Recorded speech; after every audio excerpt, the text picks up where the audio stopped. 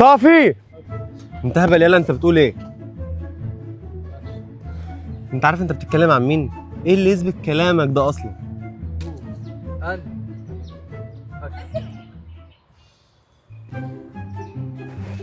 خد يا عمر، خد. رايح فين يا ابني؟ بينه واخوك؟ لا يا عمر، بينه ومش اخوك. اكشن. احمد بص هناك كده. ايه ده ولا هو انا جاي لك. ايوه يا عم. الحقوني. في ايه بس ايه؟ ازاي الكلام ده يا بنتي؟ الكلام ده ما بيحصلش غير في الافلام بس. في حاجه كباتن هنا؟ دوس.